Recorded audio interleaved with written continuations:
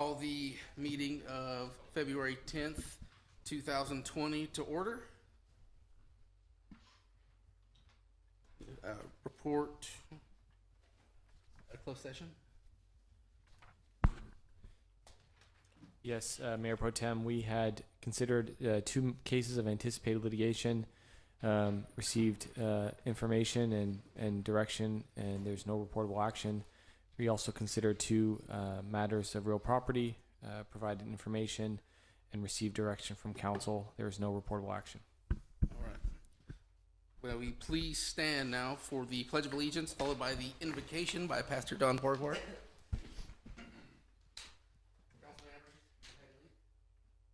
Ready to begin? I pledge allegiance to the flag of the United States of America and to the republic for which it stands, one nation, under God, indivisible, with liberty and justice for all. Let us pray. Father God, we just thank you for the opportunity we have in this country to come together, to gather together, to make these decisions and have the freedom to actually invoke your name upon this time. And we just thank you for those that have come to wrestle with the issues of the city tonight. We ask, Father, your blessing of knowledge and courage in the decisions that they make. We pray that your spirit will be upon this time in this meeting. And we ask, Father, that your spirit and your blessings will be upon those that are serving in our community currently. We ask for the police officers that are out on patrol, Father, your safety for them. And we ask also for the fire and the first responders that, Lord God, you are with them throughout this evening and throughout this week. We just thank you for the chance that we have to bring your name and your blessing to this council meeting, and just pray, Father, your wisdom will it out.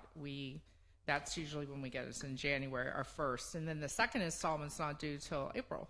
So we usually get that at the beginning of June. So all the revenues are coming in as planned. As I talked about, the sale of the real property is about halfway down the first page. That will all depend on whether that purchase agreement is fulfilled or not. And so when we go to the second page of the revenues, you'll see that the adopted budget was $15,566,000. That included the 1.2 for the sale of the property. At this time, I'm estimating the $14,566,000, and that's only it only has to do with that one revenue. I'm just not certain of the outcome. But regardless of whether that purchase agreement is fulfilled or not, we are getting our operating revenues that the city planned on. As I said, that proceeds from the property were going toward to buy down the loan. Does anyone have any questions on general fund revenue? Okay. We'll talk a little bit about the general fund expenditures, which are the next couple pages. These are in summary form by department of the general fund. And I took the departments, put in their adopted budget in summary, took the expenditures at 6 months. The salaries and benefits actually represents the exact half a year of salaries and benefits. The supplies and professional services, I went in through January to get a true 6-month picture of where we are. And as you can see, all the departments, the last column to the right shows the percentage remaining. So obviously at half the year, we want to see 50 or more % remaining. And we're doing really good, except for, and as in my staff report, I talked about the Parks Department and how you can see there's only 24% remaining. So that's going to be difficult for the Parks Department to get through the remainder of the year. Those are the funds that are used to mow and take care of the city parks. So, but all the other departments are right on track. Some are better. Some even have more appropriation than the 50. So, does anyone have any questions about the expenditures? And I can talk about the parks a little bit, but okay. So, after going through the general fund and looking at the expenditure side, the Parks Department was something that stuck out to me. And so I went through it with the Public Works Director and we looked at the expenditures. And basically, we see that there is some additional hours that are worked over and above the normal, whether it be weekly or every other week maintenance. So this evening, we're included in the mid-year proposed adjustments is a request to add an additional appropriation to the Parks Department of $20,000 to the part-time salaries and wages, because the people in the Parks Department are part-time, and the corresponding $1,530 of the FICA Medicare, which is the taxes that we pay on part-time. We feel that by doing that, that will give us enough to get through the end of June. It may not be optimal service, but it will keep the parks mowed. Does anyone have any questions about that? No? Yeah, I do. Yes. I have some questions. So we're off like about, if we've used 75% of our allocation and it's winter, where's Furnace? It's over here. Oh, hi. Sorry. Put my glass back on. Were we just not allocating enough when we did our budget? How are we off by so much? Because are we having a lot of overtime in the winter for a specific reason? No. I feel like with our new landscaping, and really they're only focusing on the parks, but just kind of fill me in on what's happening here, please. Good evening. I think the majority of the challenge is that it was underfunded in the beginning. If you look at the line item for the regular employee, there was $7,500 budgeted for that position for the year. There was $30,000 budgeted for the part-time. And so the majority of the work that's being done is part-time.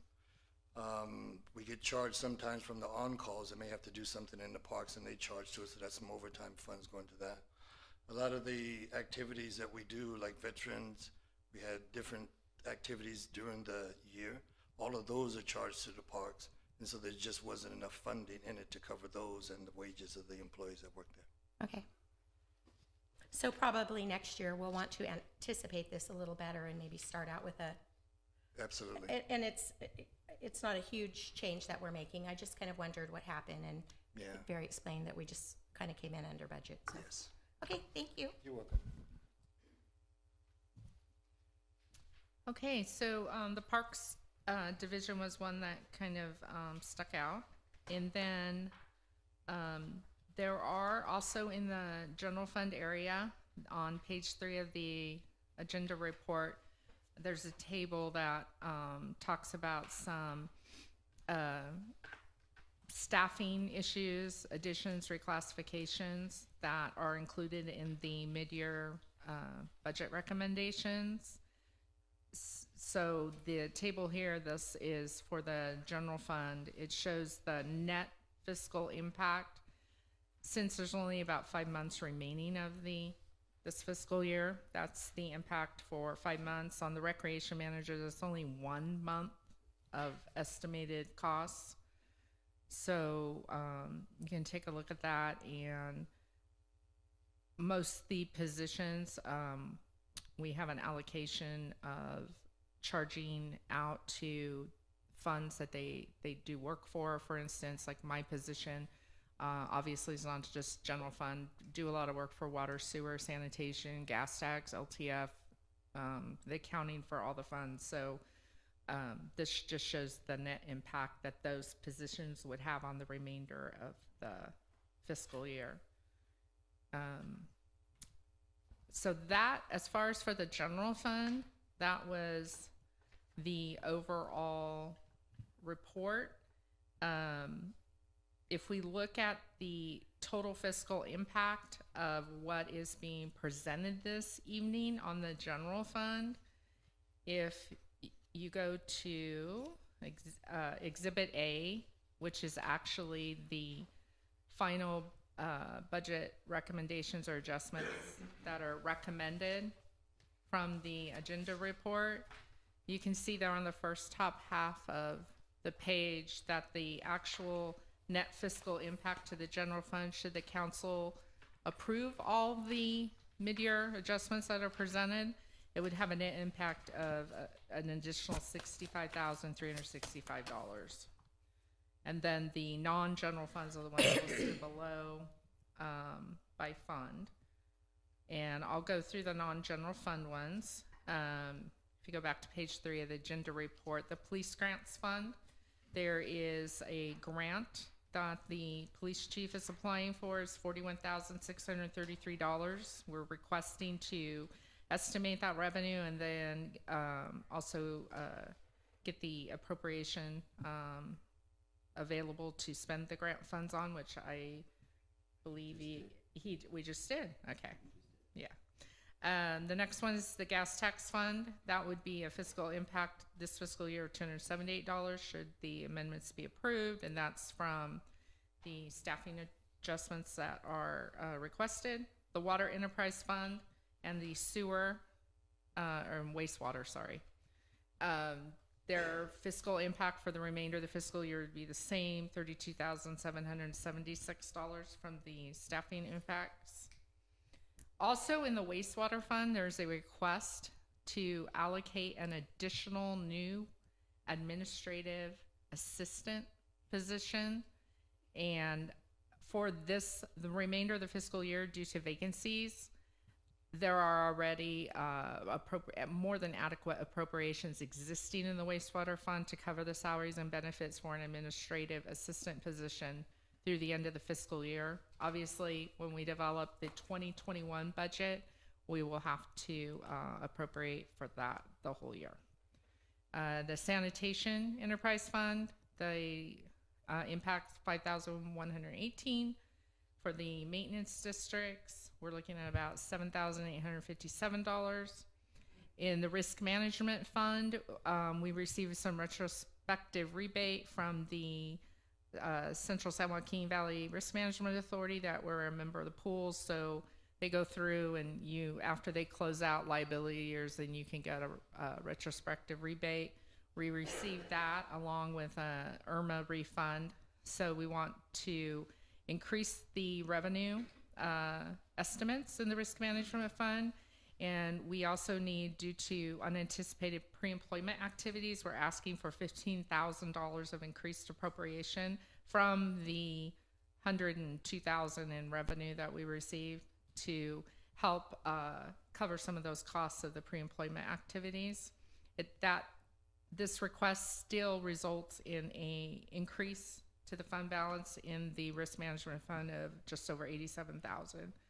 And then lastly, our information technology fund, which we run as an internal service fund. Due to, we had a change in the contract for the IT services, and we had a little bit of overlap, and we weren't able to get that contract issued. I believe we had originally projected in September, and we weren't able to get it switched over. They have a fund balance or a savings, and we're asking at this time to appropriate $35,000 of that for these expenditures that we'll need to pay through the end of the year. There's also one of the main things is the finance department, our software, financial management software, Springbrook, and our Springbrook server is in need of repair, and part of that $35,000 will be used for that. So if you guys like these little financial reports, that's what we need to make sure that that's up and running. That's the non-general funds. Does anyone have any? I know it's a lot of stuff. No? Okay. I do have a question. Yes. So, all of these little job titles right here that we just went through? Yes. Is this the appropriate time to address questions or concerns I have over that, or is this not the appropriate time? Yes, that would be great. Okay. So, you guys ready? Yes. Okay. Starting with the deputy city manager, where it has the fiscal impact total all funds, 10,301. Is that per month, per year? What is the 10,301? That will be the fiscal impact for the remaining 5 months of this fiscal year. Okay, so what is a full year's fiscal impact for this position? For that positions, the reclassification will be, About 22. yeah, Thousand. let me make sure I get the So is this 20, yeah, it's, the total is 26,000 for a fiscal year, but please remember that of that amount, only 42% is actually a general fund impact. Due to the fact that that is a deputy city manager that works across all funds, the rest is charged out to the enterprise and internal service funds. But regardless of where it's charged to, it is still a cost. Correct. So the cost, now, is this, so this is reclassifying someone already within the city and not hiring a new position? Correct. Okay. Correct. So this is on top of what one position now is being paid. So for that $26,000, what is the additional job duties that we're getting for $26,000 a year? So the additional duties would be reclassing from the HR director, which they would still encompass those duties, but they would also increase some city manager duties. So it would, in essence, reduce some of my duties, some of the meetings that I attend, or some of the day-to-day functions that I do. So that would be taking on part of that role. Okay, and then the accountant one, is that replacing, bringing in someone new, going from full-time, part-time? I mean, what is that for, what is that? A whole new position or an open position or? The accountant position that is currently allocated was a temporary position, and temporary, and it was not funded at full-time status with for salary and benefits. So this would actually move that from being the temporary status to a full-time salaried position. We do not have anybody in that position. That would be a new position recruitment, and this is a position they had always had in the past, and we're actually basically barely we're getting by me doing it, and the operations manager, we're basically being the accountant, and there are a lot of other things that, I mean, I love actually doing accounting, but there's a lot of other things that we also need to be doing besides the daily accounting work. So this position, it's also a succession planning issue because of, I have a 3-year contract, and believe it or not, I've been on here almost 6 months. Can you guys believe that? And this will, if we can get somebody on board and bring them in, get them trained, get them working under, the next couple years, then when that time comes for me to retire, then you'll still be left with that core foundation, which is a good thing to have. Okay, and then the community development director, the 78,560, what is that impact for an entire year? And, okay, first of all, answer that, because this is a multi-part question. Okay, that's approximately $204,000 with salary and benefits. And that again goes across the board with the different enterprise accounts and all those. That's just a general in this one. That is Okay. correct. That's the total fiscal cost. The general fund impact is the allocation that we have is 30% general fund, 30 water, 30 sewer, 10% maintenance district. So that would impact the general fund about 23,000, a little over 23,000. But still, not considering where it's coming from, it's impacting the city over 204,000. So this it is, but it isn't, because right now Okay. we're paying for contracted services Okay. that is at a higher rate, and we're getting 16 hours worth of service. This would be a full-time position plus, because it would be a management position, and so we would have that over a 40-hour at least a week.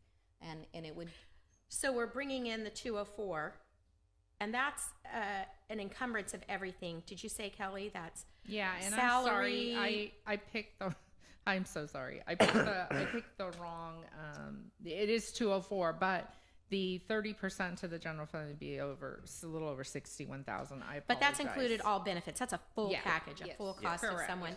So what would we be saving then in what we're contracting out right now? so I believe to date, I heard it was 90 some, almost, actually it was almost 200, because we have a senior planner and a planning technician. What this position attempts to do is create a position that would assume the senior planner. We would still need probably a part-time planning technician. That would be because the community development director would now be encompassed with overseeing the contracts or the engineering, planning, building, as well as economic development. And that's a role that we haven't had, and the city and the city council has been moving in that direction over the last couple years, and we're finally at a crossroads where we can stay where we're at, or we can move forward and look for these new businesses to come into Atwater. So the only concern I have there is we're wanting a dual role. And can one person, and I think we've kind of run into this before, can one person take both of these jobs and put them together and be efficient? That's kind of where we're running into some problems right now with some of our contracted employees. We're missing dates. I think if we're putting too much on the staff and they can't be efficient in what they're doing, it's going to cost us a lot more than $200,000. So I just want to understand, yes, we're getting rid of something, so we're saving 200 there, we're bringing 200 in, but do we have someone, or do you think we can recruit someone that is going to be skilled enough to handle not overseeing this department, but also now I'm a development director, and I'm going to bring in that's a lot of hats to wear. So how I envision it is, right now, like I said, we are getting 16 hours. We're going to get 40 plus. So part of that is going to be time management. We're all wearing multiple hats. Every department every director Sure. has multiple hats, and Sure. so they would, and it would be up to them to recommend what they need, and we would have to bring that to council and see. We would still need, like I said, a planning technician or something under that to oversee the day-to-day, but the bulk of the majority of that is still going to be that position. Okay. And then there's a full-time allocated position for a recreation manager. I know it shows the 9954, and while I'm double checking, Kelly's, because at the bottom where it says fiscal impact calculated, and then it has 1 month's cost. So that's what's really throwing me off. What does this position incur for 1 full year? Is it new, replacement, double? What are we doing there?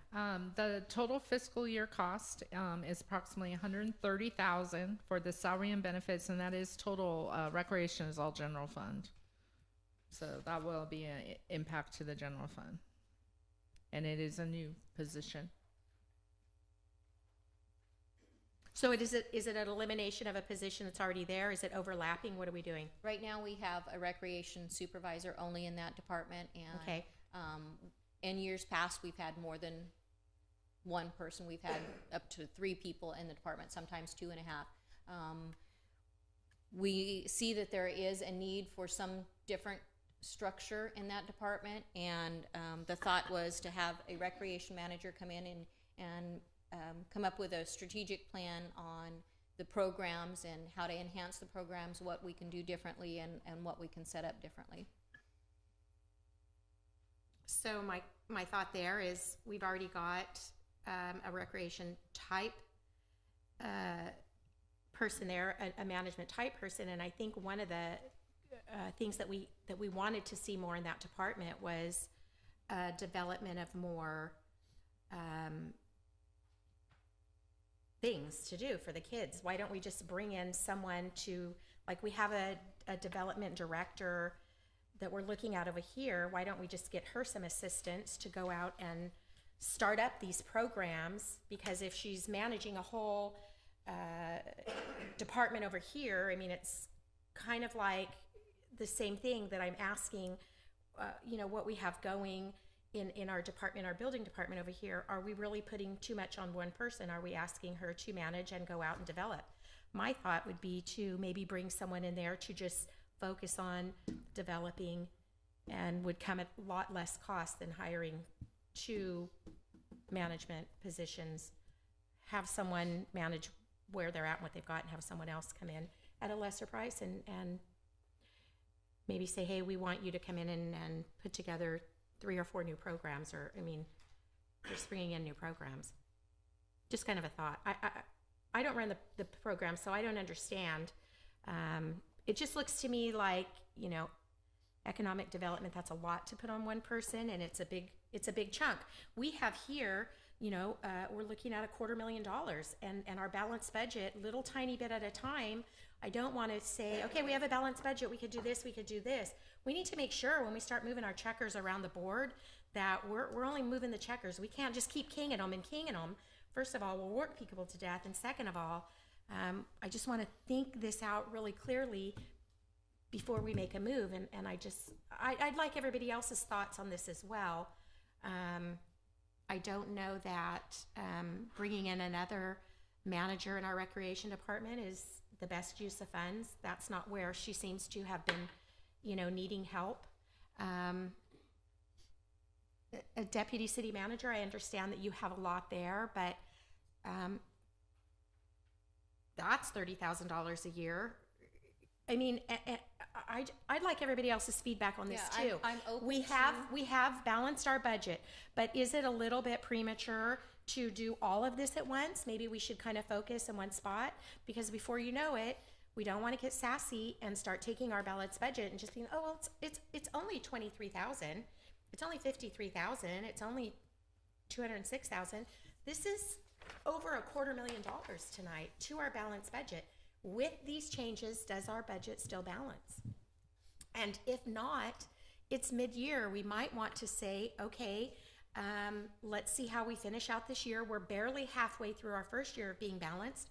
Maybe we could put the deputy city manager off for 6 months to see what we balance next year. Same thing with, with recreation, community development. I mean, I don't know. That rings a little closer to home, because I think some of the mistakes that are being made there are costing us more than what this would. We've seen huge, a lot going on there. The accountant, I know, like Kelly said, that's a position that we've already allocated for. It's been open for a long time. I don't have a problem with that. It's right now being filled by temporary. We're just putting someone permanent in. Just my thoughts, but I'd kind of like to know how everybody else feels about all my thoughts.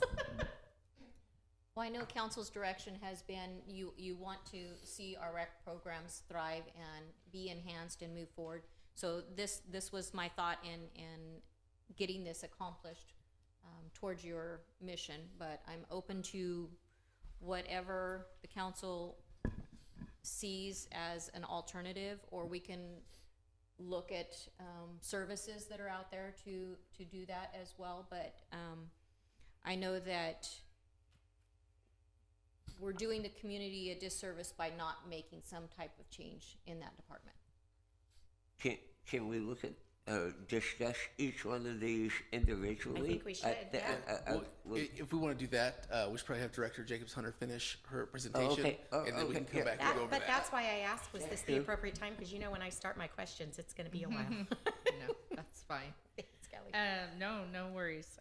Okay, so the really the only other thing that I wanted to go over was on the page 4 of the agenda report, where we talk about exactly what you guys are speaking of, is what is the true impact to our fiscal year 1920 adopted budget if we look at these items and we say, oh, okay, let's move forward. So we can see there that without anything that is decided tonight, the 1920 general fund budget was adopted with a projected surplus of $386,853, and that was after the 1.2, whether received or not, is applied to the wastewater loan along with the loan repayment number 5.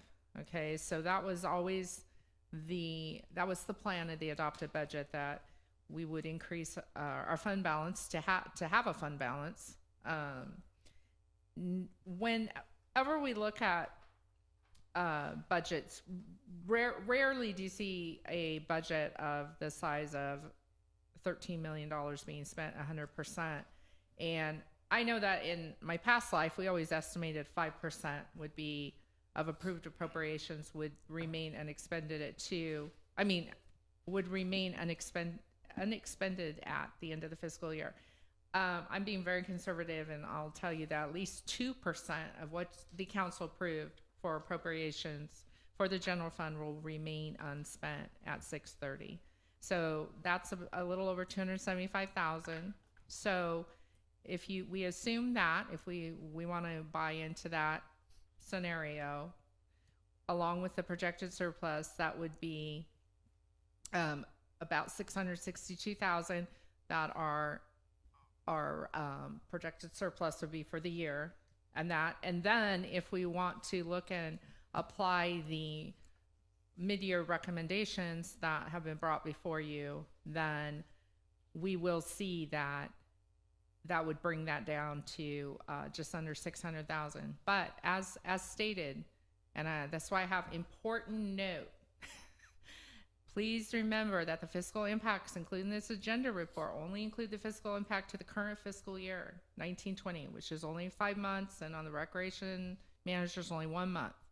The total ongoing costs to the 2021 or beyond is not, we will have to talk about those when we develop and consider the 2021 budget, because there will, to carry those positions, they're all full-time through a whole fiscal year, is definitely a much different cost than what you're seeing as 5 months and 1 month on one.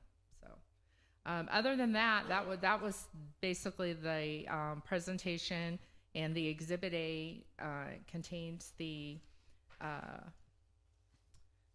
budget amendments that staff is brought forward for council's consideration. And then the second part of the agenda item is the updating of the classification plan and adopting the salary schedule, reflecting the amendments that would be go into place should you adopt the mid-year amendments as presented. So any questions about that? And then you guys can talk about the positions. Yes. Okay, can you point out? Councilwoman Vera, I'm going to open up public comment Oh, I'm first, sorry, Brian. and then Yes, we'll bring please it do. back. Okay. At this time, we'll open comments from the public for anybody wanting to speak on this item. Seeing none, we'll bring it back to the council. Finance Director, Yes. can you point out on the new salary schedule, can you point out where the changes are so we don't have to go line for line and compare it? Yes, I believe they are struck out. So we'll see On on this. page 3. Oh, the only page 3 has been pulled out, so page 3 is the only changes to this? Page 3 on that one. Yeah, so the community development director, the old range is struck out, and there's a new Oh, range. it's highlighted. It's bold. Oh, is it? Okay. Yeah. Oh, I see. Page 7. Ah,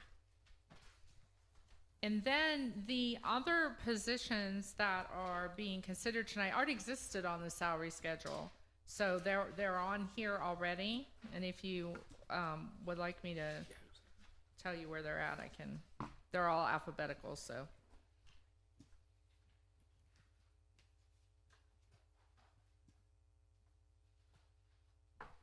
Councilmember Kalen, you had some comments?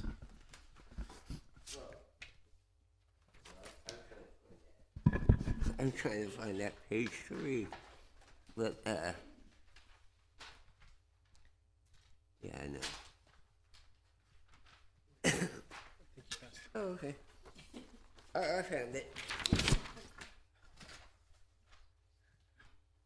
I got you. No, I was saying that maybe we should just go through each one of these positions to hear what everybody has to say about each of these positions, one at a time. Like we could start with the executive assistant. Well, that's reclassification and there's no financial impact. I wouldn't have any problems with that one. Which one? The first one, executive assistant.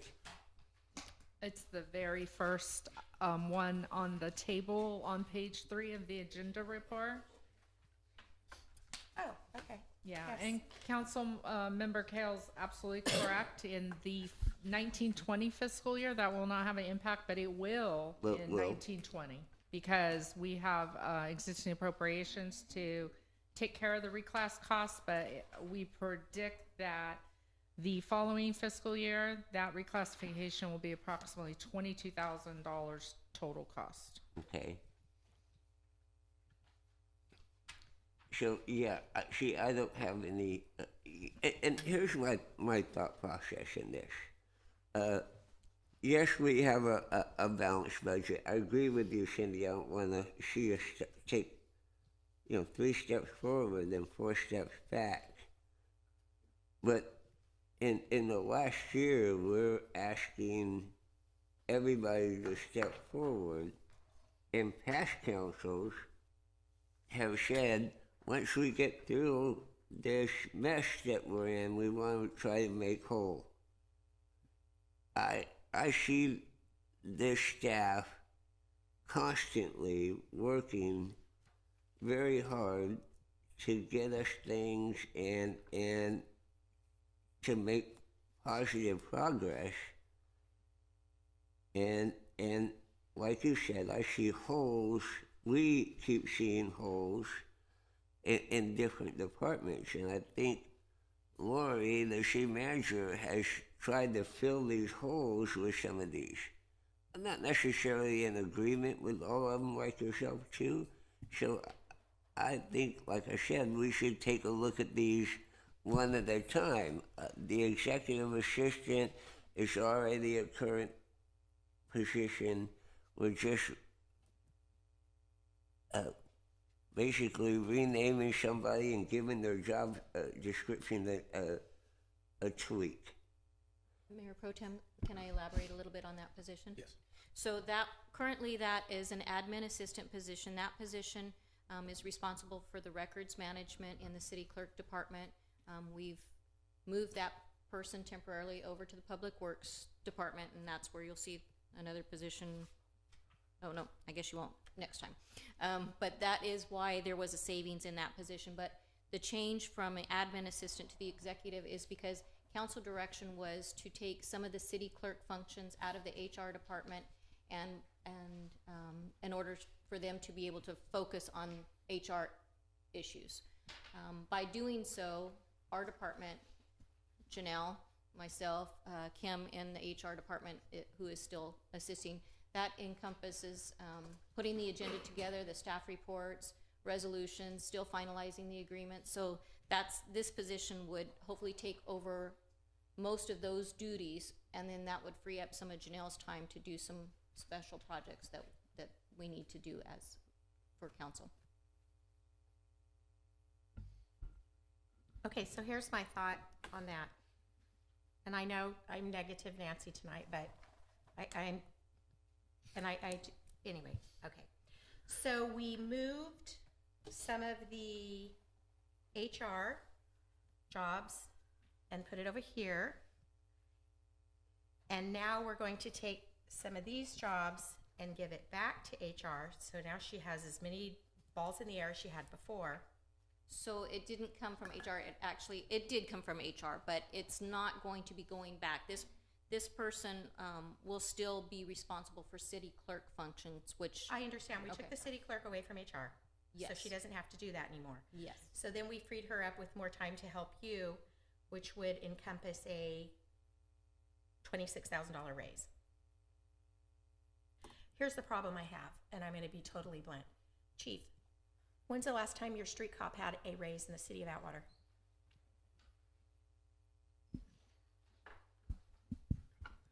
Not since I've been the chief.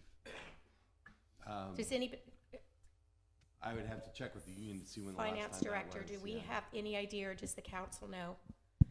There's Actually, HR may know. HR. Yeah, I was gonna say, I know, I came in October, so I haven't seen any, but yeah, I think maybe their HR knows.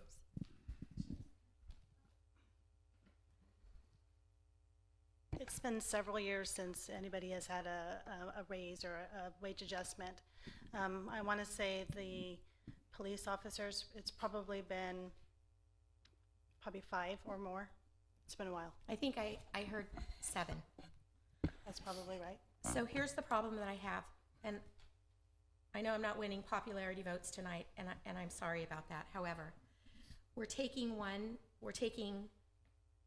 responsibility and moving it and opening up here and taking responsibility and put right back where it was.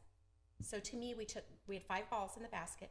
We moved one out, so we had 4, but now we're going to put another one in there. Now it's 5, and it comes with a $26,000 raise. And I know that everybody in this city is stretched really, really thin. We haven't seen a raise up here in many years as well.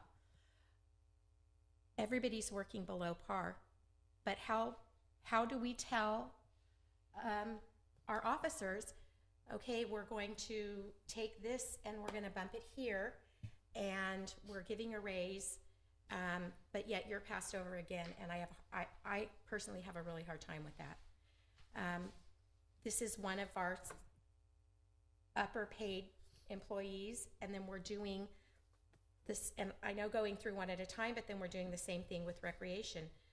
We're taking where we have a full-time manager, adding another full-time manager. The difference that you would spend between who we have and who you want to hire, if you just spent that money and had 2 people, you still have 2 people, but we're saving $60,000 a year because you only have a full-time and a part-time. The part-time maybe just bringing this in. I can justify that a lot more. I mean, I just think right now, until something positive happens, we're just hitting borderline balancing, and I understand more work, but I'm sorry, guys, there's too many people in our city. How about our public works? When's the last time they saw any kind of an increase? And you know what? They're doing double duty too. So on Public Works, strategically, we've just made some changes in that department, and that has helped them come up in the structure as well. With the adoption of the supervisor positions, that increased some. So they're getting there, but you're right. Every department I understand the supervisory positions, but I'm talking about the guy with the shovel filling the potholes. And I know that our sergeants aren't, when you put them across, oh, okay, collectively our department isn't paid less than others, because our sergeants are paid pretty good, but our street cops, they're well below. And Chief's trying to build a new force and keep what we've got. We're a training center. They're coming in and out. And I'm only saying this because I've been approached several times this week, by people saying, hey, what's going on? We've got negotiations coming up pretty soon. And honestly, guys, what I see here are raises for supervisors. And I know how important supervisors are, and I don't mean any disrespect, but we've got to think about the little people in our city too. And I'm not calling our officers little people. They're the ones that, and our firefighters, they're the ones that save. I mean, who's the first person you call when you're missing your kid? When your dog gets ran over, your house is on fire. We don't call a supervisor, guys. And we're looking at $300,000 here by bringing in more supervisors. So I just think we really, really need to think about what we're doing and justify the money we're spending. So not all of them are supervisors. Yes, some of them are. But I know that council has a lot of projects that we're getting. This is going to be a busy year for council. Staff, I know that they're actually our management staff as well are well below the norm. But we are asking them to do double. Usually when a position is promoted or moved on. They take their old position with them, so we Sure, we sure. haven't been backfilling Sure. positions for a very long time. And with that, excuse me, Lori, like I said, obviously executive assistant, there's no, that's a no-brainer. That's not a cost. The accountant is an open position that's being filled with temporary. So I'm not necessarily, those two I'm kind of okay with. And I know, I'm sorry, John, I don't mean to be disrespectful. We want to go one at a time. But No, my little that's brain, all right. my little brain's just going up here because I'm adding 22, 60, 204, 130, and it all seems small, but then it ends up really big at the end. I'm sorry, I'll shut up so you guys can talk. Anybody else? Go ahead, buddy. Well, I agree with Cindy, Councilwoman Vieira, and I also see the other side. You know, the executive assistant. I see the need for a deputy city manager, and I think that would be a great position. But Director Jacobs Hunter made a good point that this is a 5-year number, and I think that we want to look at a 5-month number, and we need to look at the what a full fiscal year is going to cost with OPEB and everything that's included with that. The accountant one, it's already funded, part time or temporary.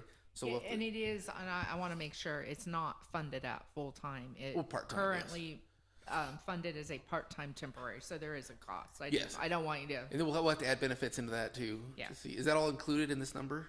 That is Or is this for just the wages? only for the 5 months. So Okay, but that's everything included. correct. Okay. I didn't want to deceive you that it's being funded fully, but as a temporary, it's only Correct. part-time temporary. And then community development director, I think that's something that's been sorely needed here, or sorely missing. The economic development aspect is what's going to save this city. So I think that's something that definitely needs to be looked at hard because going forward where we're finally at a position where we can go out and recruit new businesses. We can talk up our city, and it's a city we can be we've all been proud of, but we can actually boast about now because of where we're at. So I think that's something that we definitely need to look at. The recreation manager, I mean, we have a recreation supervisor. I don't see the need for a recreation manager who's going to come in and try to do what the supervisor's already doing. I mean, unless you can break that down a little bit more. It's not something, I see the need for. I think Councilwoman Vieira had a good idea with getting more help over there. I think that might ease, some of the burden that's going on so we can make that a self-sufficient department. I think on that position too, right now, they report to the city manager, and that would give it a different structure level.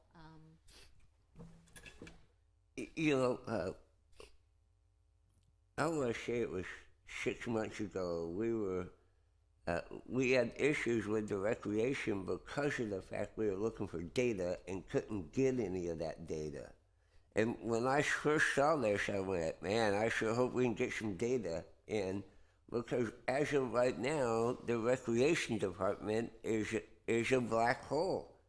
We don't make enough money to pay for the programs, but we don't know how to fix it because we're not getting the data to look at it that says we can put less money in the flag football and more into Little League baseball or softball and volleyball, or where should they have that? And we wasn't able to get that. That's when I saw this, I was like, oh, okay, that is a great idea. Because we all pointed to Lori, the city manager, and said, we got to get this fixed. May I interrupt you? Sure, Councilmember certainly. Kale? I'm sorry if I interrupted. And no, and I get that, but why can't we get the data? We have registrations coming in and out all the time. People bringing money in. There's receipts for the money that goes.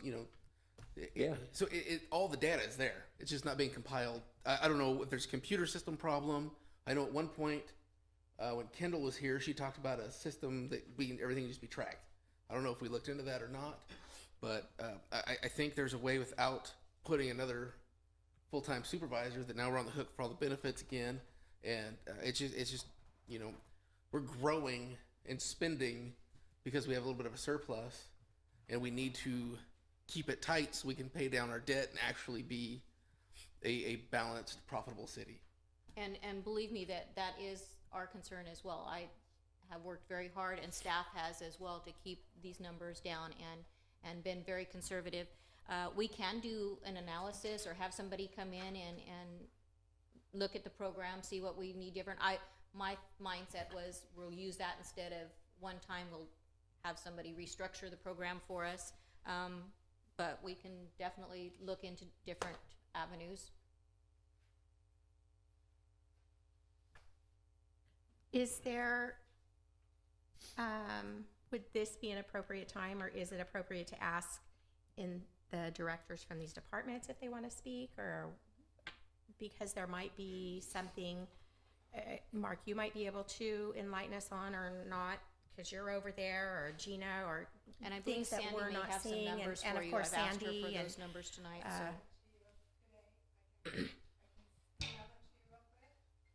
Can you speak to them? I mean, I'm just saying, if it's appropriate to ask, he's over there. So, what is his thoughts on this? Do you have any questions for Director Prada? Yeah, you're over there, Director Prada. What do you think about the community development director? I mean, is that something one person can do, or what are your thoughts? Honestly, I will give you. You asked me a question. I am going to tell you the truth. That's what we want. Okay.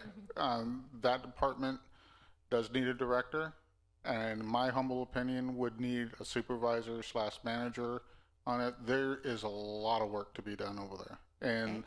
like Mr. Raymond was saying earlier, and Ms. Waterman was saying earlier, we're not the city that we were 5 years ago. We're simply not. And that's a huge blessing. I mean, we are busy over there. And it's for the betterment of the city. You know, yes, there's been some plus and minuses, and, you know, the Witten Way project and stuff like that, and everybody kind of curtails. It goes, oh my God. But that the simple fact is, as far as what I've been able to try to do we've had a part-time engineer, a part-time engineering assistant for more than half of the year. So we just kind of had a Band-Aid over there, and it's just like anything else. You have a dam that has leaks and you're trying to plug it, and despite all that, we've been able to produce a lot of stuff over there. I mean, but to get something to where we need to go, and this city is right on the cusp of it, we should be taking advantage of it. Because, I mean, you know, whether you bring in a director or however you decided, I mean, it's totally up to you guys, how you guys want to do that. But it is more than just a person can do. Mrs. Waterman was in the same suit just a year and a half ago, Scott before that. It's a lot of work, and a lot of it isn't the day-to-day stuff. A lot of it is the state reporting and the processes you need to go through. And you get a Caltrans project, and everybody goes, well, it's not going to take that long. Or a Witten Way project. Well, they don't know that this Witten Way project's been many years behind the scenes of all the different bureaucracy that you have to go to in order to get it up to the point of even starting the construction. So, I mean, it takes bodies and people that know what they're doing in order to get it there in the first place. So that's what on my humble opinion, as far as Well, my and I department's respect go. that, because you're there. You've been there forever. I don't know. I couldn't go over there, and I wouldn't know even where to find the paper and pencils there. You do. So for me to sit here and make a decision without at least hearing what you think that department needs, and, you know. My sell point is this, and I've said this at the state capitol and all kinds of different places. Any community development department, general services department, and stuff like that, any of your taxes base that you have that the city fees on, or, you know, uses for police, for fire, everything, all goes to that department. All your roads, all your curb, your streets, your businesses, all that goes through that department at one time or another. So that is your financial engine going through that department. So it's incredibly important that we do it, and we do it right. Okay. Thank you. Can I ask you, right now, when you have an issue, who makes those decisions when it comes to the issue? Does the individual worker make that decision, or is it you, or do you guys do it as a team right now? Who's making those drop down? We do them as a team as much as we can. From my background, I'm construction, building division, building official and stuff like that. I know that inside and out, and I'm very proud that what I've accomplished so far. I'm no engineer, so I have to, like anybody else, I would have to lean on that person's expertise in that field in order to get there. Now, if we start seeing that there's complications, like as you say, some issues or something like that, we got to get as a group, see what those issues are. One of the things that we've been able to do over there is we see an issue and we have no problem thinking, and I think you know this, Councilman Kale, we think out of the box over there. You know, and not everything is static. You got to be able to come up with different solutions to whatever the case may be, right? So ultimately, if there's a decision that needs to be made, that's me. Or I'll go to Ms. Waterman and say, hey, this is this, and this one you need to be aware of, and work as a great team on it. She has plenty of experience doing what I do now and stuff. So, you know, it all comes together. Part of the gap that we're trying to bridge to between Public Works and Engineering and Planning is set up with the interim superintendent. The communication is being built, and the collaboration between the two departments is really instrumental in any of the projects that we do, because it may not start a Public Works project, but ultimately it will be by the time the project is finished. So either way, the communication needs to be there. Yeah. So let me, okay, now that I do that, how do you see a community development director curbing that situation that you just discussed? Now, how is this director going to make it better for you guys? Number one, you'll be able to, like everybody's explaining up here, you don't have as many hats going on. You'll have a single source of authority going through. That person's going to take a little bit of piece of that pie that everybody's trying to figure out on there. And my day starts, I start with building, I go into planning, then I go into engineering, and go back and forth, back and forth, back and forth. If this person comes in and they're planning, I wouldn't have to necessarily think about planning, but that person is always going to have to be thinking about planning. So that right now, I do all this building stuff, take care of all that, but I've got my other duties on there. That person's going to be in the same boat. Planning is going to be one of their main duties, because that's pretty much why they're going to be there, right? Along with helping to bring in new businesses and stuff like that into the area. So it's going to take a lot of work for it is not a job for a weak-kneed person. That's for sure.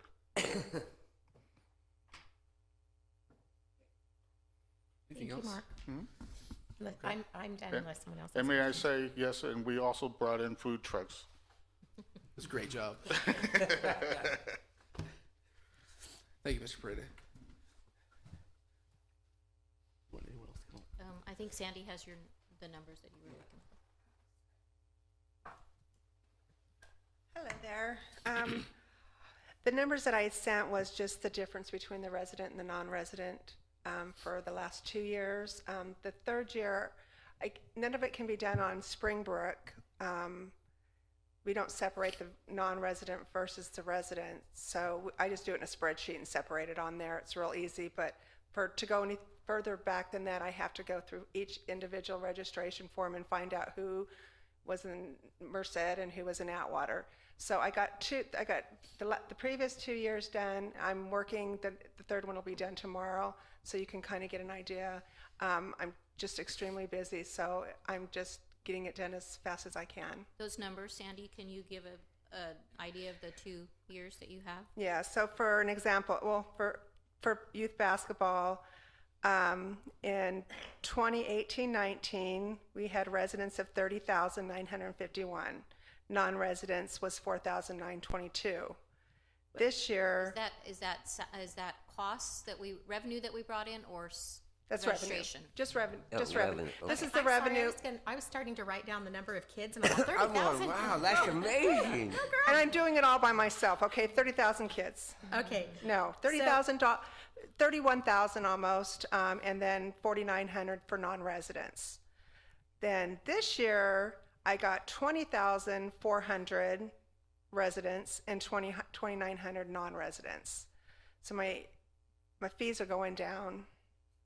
And I don't know what the year before, but I know it'll be higher than the 18-19, which was around 36,000, between 35 and 36,000. To where now we're down to 23,000 this year versus that last year. So it's not just non-resident, it's actually both resident and non-resident that it. For that one, yes, Okay. yeah. Do you have an opinion why the numbers are down? Our prices are higher than, our prices are higher than most surrounding cities. So I also did kind of a survey and got as many as I can. So like we charge $75 for flag football and $98 for non-resident. The city of Merced charges $65 flat across.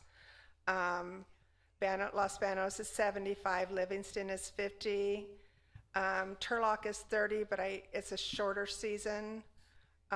Riverbank does a $50 season, but it's more of a camp, a skills camp. Ripon $105 plus $10. They have late fees, which would be nice. Tracy's $85, and then they also have a non-resident fee of $93. And Newman is $50, and they have a late fee of $10. So, Manteca is $95 and $105 for non-residents. So This is for flag, Sandy, I'm sorry. that was just that That's was just for for flag flag. football because that was for basketball. I'm sorry. Oh, okay. And flag football, I only got a few of them. I got Manteca's 58 and 68, resident, non-resident. And Los Banos is 40, and we're 55 and 60. No, we're not. Flag football. We're 65 and 78. So for basketball, we're 75? For Atwater residents is 75. Okay. And non-resident, Sandy? Is 98. And that's the same for volleyball as well. Do you have the revenue for volleyball? Volleyball revenue, yeah, I do. This year was, hold on, won't let me open it now. It's closed on me. So for volleyball, for 18-19, it was 12,800, and out of town was 12,800, and 2,400 was non-resident. This year was 11,250, and 1,372 was the non-resident, what we brought in for non-residents.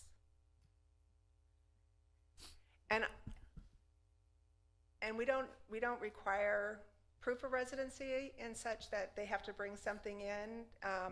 So I think they're getting creative because I got a couple of comments from parents that I know she lives in Merced because she was trying to get on a team with them, and because she got creative and she just used an address here.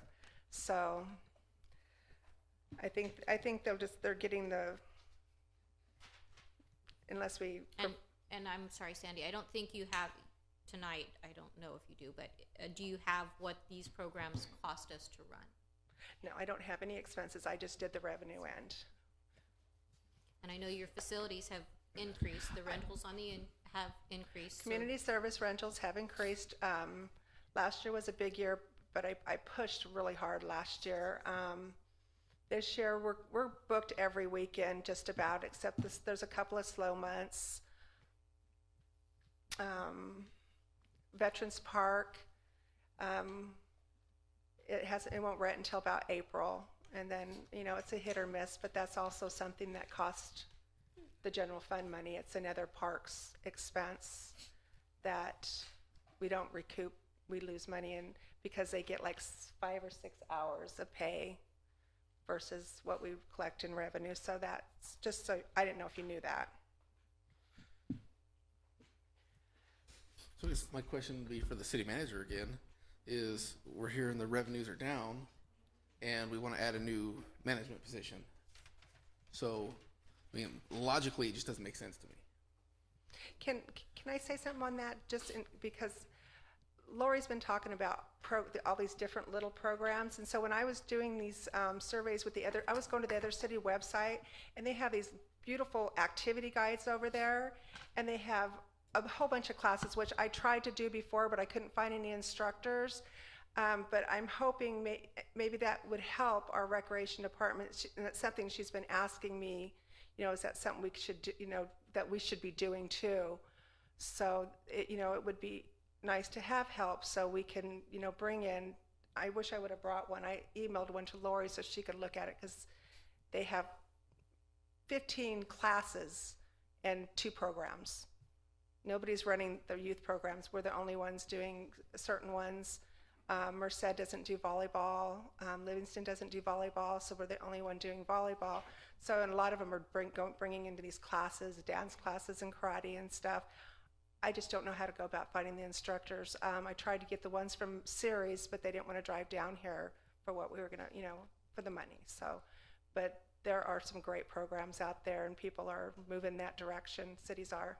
And I think that's something that we've been looking Yeah. at, maybe reducing some of the programs that we offer and just offer the ones that are either self-sustaining or the council knows and the community, it's important to the community that we offer it, and knowing that is going to take a hit from the general fund.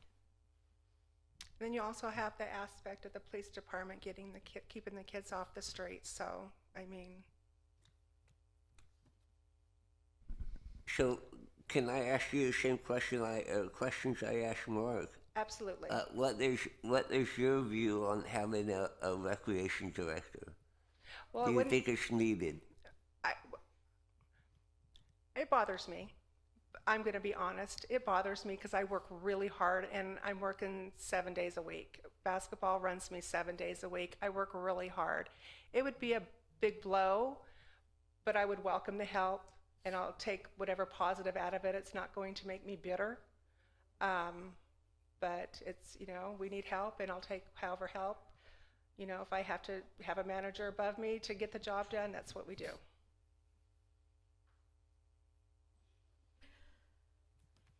So right now, and this is just kind of going back to where we're placing everything, and this is kind of more of a thing for Lori, is part of putting recreation manager makes recreation department, they're responsible for that, which kind of does take it off your plate.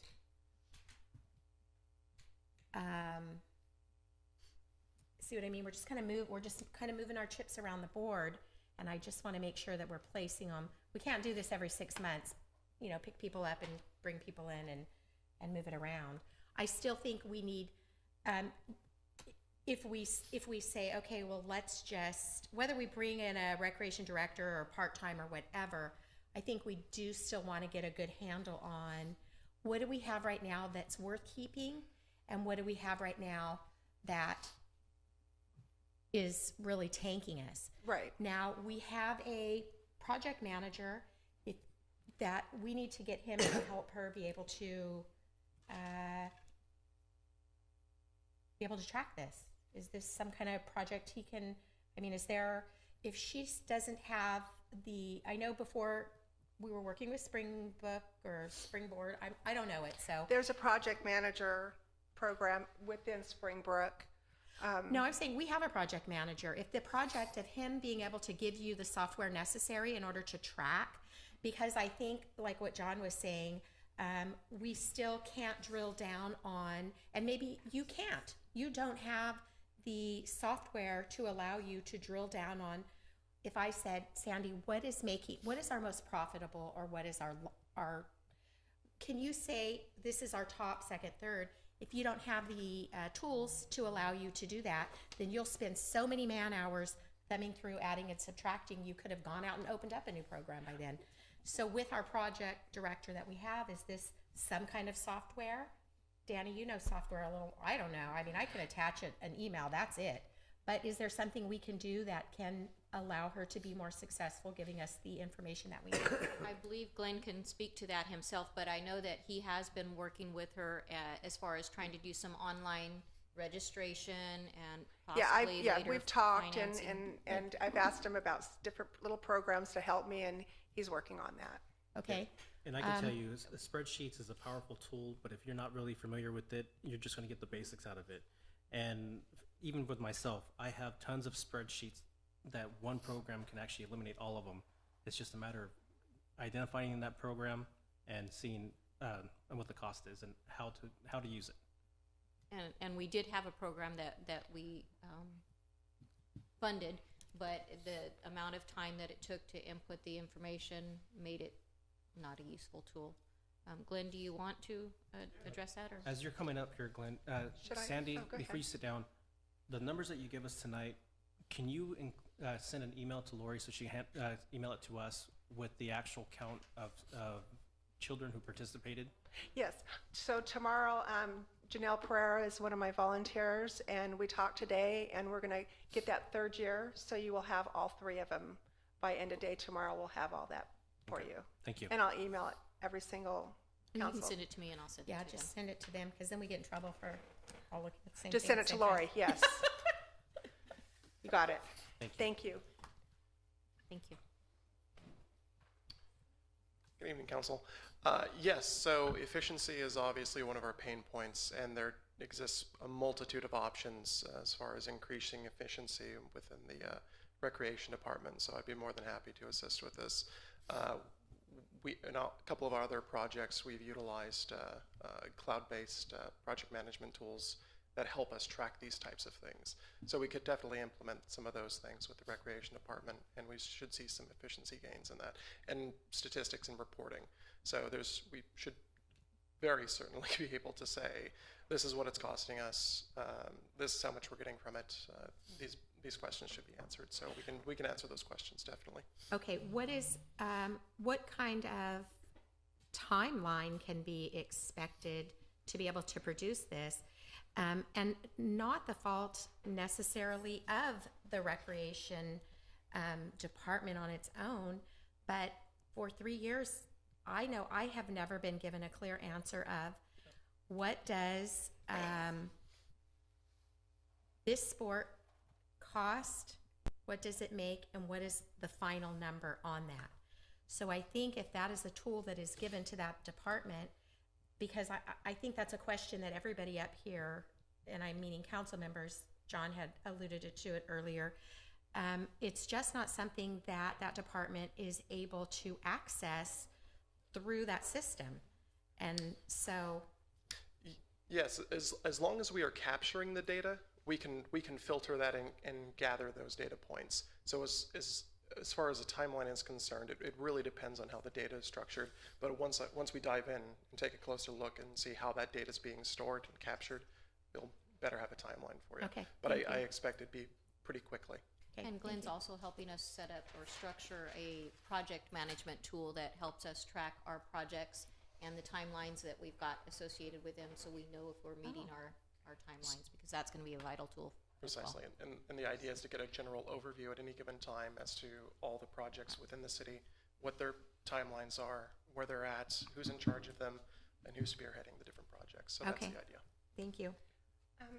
One last thing, Cindy, just so you know, we do, in Springbrook, we can run now, because we are now tracking payroll, and every recreation department has its own account number and its own revenue and its own expense. And so it should give you a clear number from starting this fiscal year. You'll have a clear number in Springbrook to let you know that includes everybody's paycheck. So every timesheet that comes by, every hour, I code to whatever it is. So that would be something that council needs to get from you, because they're not going to look through Springbrook. No, but what I'm saying is this year, this fiscal year, at the end of this fiscal year, we'll have a clear picture. In fact, I can run the ones from that we've already done and see where they're at and send that tomorrow as well, if that'll be helpful. Yeah, because John was asking if this was just revenue or expenditure, so we have no, we don't know. I think what we would like is some kind of direction as to, so that we can clearly identify how to help the department. Yep. And I don't know that my idea is better or what, but I'm still very unclear as to where is the department really succeeding as far as what programs. Right. And I don't know without this tool if you can have a clear insight. So I can't ask you and you tell me if you don't have a clear insight as well. So I think this is just something we really need to look at. Well, we'll have thoughts. at this fiscal year, we'll be able to have an idea of where we're losing money and which programs not make money, but stay afloat. Can you tell me when the last time we had a recreation director? Was that Pat? Patrick, 2014, Patrick? 2012. He went out to Public Which was Works. Patrick went to Public Works. Okay. Okay. And how are we doing as far as marketing these programs? I take flyers to the schools. I personally count every single flyer for every single teacher. Okay, awesome. And they go and they go to the schools. We now have Glenn, who does all of our social media, and so anytime I get anything new, I send it to him. You send it to Glenn, perfect. Yes, and then I also have an email list that I've compiled over the years that I send out random for everything. I just send it, every flyer I get, I send it to him. Okay. On my part. So, but he's okay. Great. Okay, is that all? What's the council's pleasure? I would have a comment first. So, for the recreational manager, to me, I would rather see 2 part-time people in there. This way, the office is covered at all times. Hopefully, that would relieve some of the other duties, so our current recreational supervisor can actually, start learning the newer software or whatever software that she's going to need in order to report the numbers to us. Rex has been a big thing for me the last year. Cindy, you and I have talked about it not too long ago as well. There's other concerns too where I've reached out to Councilman Raymond here.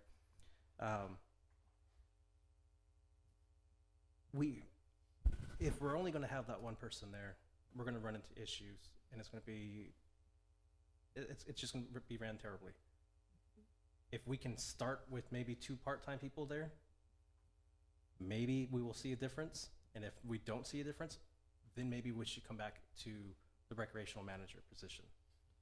But until we get, some Indians in there to actually start doing some stuff and not more chiefs, we're never really going to know, what's what. Well, and because it's being tracked better now, maybe we should go ahead and finish out the year with adding the additional support there.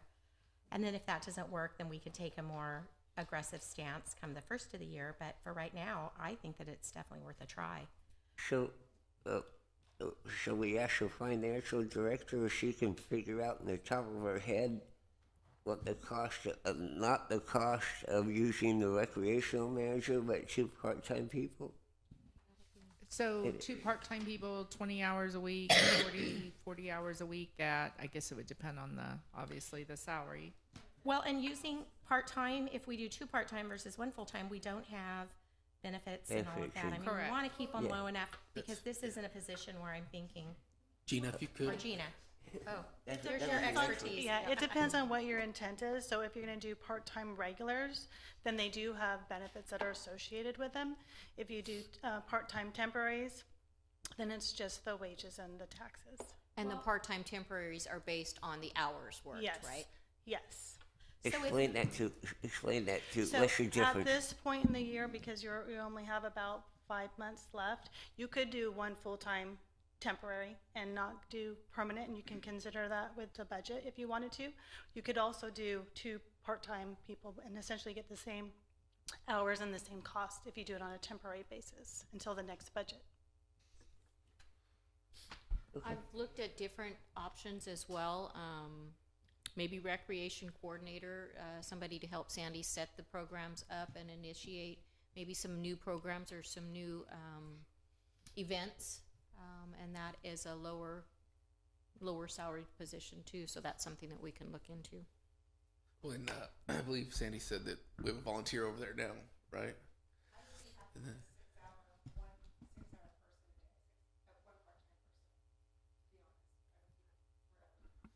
Yeah, I hate to hear her say she's working 7 days a week. Well, It's okay, it's basketball season. I understand. I'm only 5 days. Okay. I think that it's important to look for someone who could help, though, Yeah. structure new programs. and that's something I think we could move forward without having on here tonight, so that the director, Jacobs Hunter, can actually come back with what some solid numbers would look like instead of putting her on the spot right now. I just think that's something then- we should probably afford her the Okay, respect so- of tonight. Kind of what I've taken here tonight, what I've compiled in my little brain is, I think we have a consensus of the executive assistant and the accountant one. The deputy city manager, the rec manager, and the community director, should we just take those three and put them on to the next meeting? Okay. I'd like to hear what Gina has to say about this with the HR director, because that's going to change her job dramatically, right? I want to hear what she She's has always to say. doing a lot of the work, so. Yeah. I would just say that all the positions and the reorganization that the city manager is proposing tonight was a joint effort, and the executive assistant was to upgrade what was already there, and the deputy city manager is a reclass because that's what I've already been doing. So that's why she proposed that. The deputy city manager is more globally, so to assist the city manager on all operations, which is what I have been doing. That's basically. Okay, Unless so you have any questions. yeah, so it's the deputy city manager, and then it's at a cost of $10,000 for the first 5 months. I'm not sure where I can relate that together. She's doing, not, yeah, 10 to 301. Yeah, correct. For the 5 months remaining in the next fiscal year, we're looking at about 26,000. For next fiscal year, bump it up to 26,000. Okay. All right, that answers my question. Oh, how do you feel about that? About this? I have mixed feelings as well. But I mean, it's not going to change. I mean, my work ethics and what I do for the city is going to remain constant. It's just more about properly classifying me for what I do, and that's what we do throughout the whole organization. We look at what employees are doing, and we want to make sure that they're properly classified and that they're properly compensated for what they do. Thank you, Gina.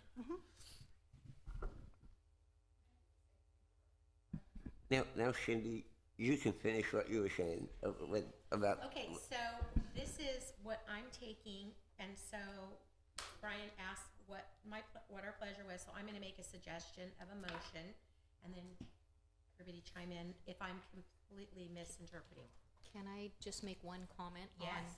the community development director? There is a need now for the amount of projects and things that the city has coming forward this year.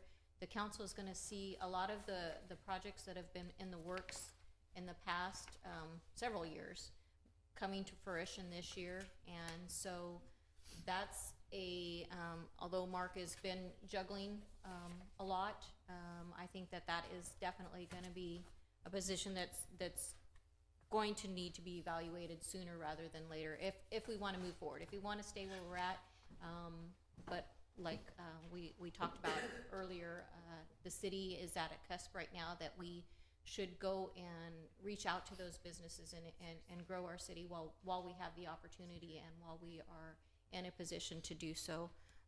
And I do want to say too, the deputy city manager position, that is, like Gina said, she is supporting me, and she has and will continue to do so. So that, although there is a need, if council feels that it would, rather put it off for a little bit, but I would hope that we can discuss it a little bit more and move forward, because that's a position that, in order for me to do my job to the fullest for the council, I need some support in order to make all the other departments, myself available to all the other departments. Okay, so say that with the exception of recreation manager, for me, that's the hardest one, is putting that significance into our budget for a full, that to me is, for tonight's agenda, the biggest ouch. I think we can attempt to revive where we're at with a start with someone over there 6 hours a day, and then if we see, well, we're not getting anywhere in a couple months, let's put someone else, and then evaluate at the end of the year. And then from there, you may decide, no, we actually need a director. That's my thought. The other ones then, question, just to make sure we are when we implement this, and finance director, this question's for you. Yes. So if we implement all of this for tonight, with the exception of the recreation manager, are we still in the clear? Have we now moved into the red? I want to make sure we do not go backwards and move into that red. For fiscal year 1920, you will remain in the black. Okay. 2021,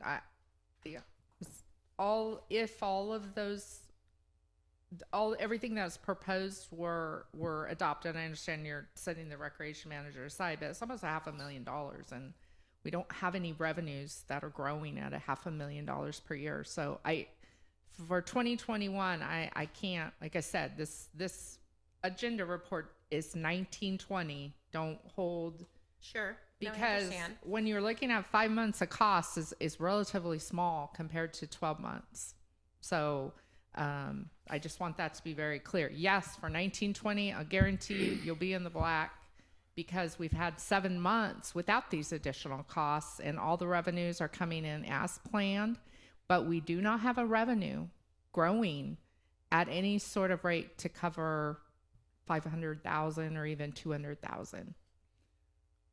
So but that will be for the 2021 budget development. There's going to have to be a lot of decision making at that time, and the priorities obviously that the council will have, and where they want to use their disposable income, in what direction.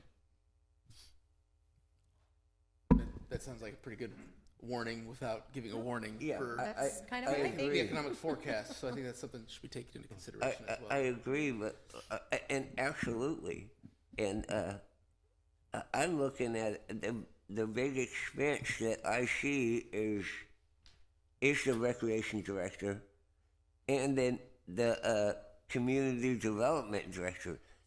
The ones above are all reclassifications or just added into it, or as Gina says, adjusting to what they're actually doing here. So, like Mark said, I'm not sure. He said he understands buildings, and I'm not sure if how much money a director is going to provide us, even though it sounds to me like they definitely need the help. Is that going to benefit us by adding that person? Because I would hate to see us add that person too. I mean, we're looking at $500,000, but in reality, we're going to take $200,000 out of that for the recreation manager if we remove that. So, Well, I think we had a cost of 204 to the community development director.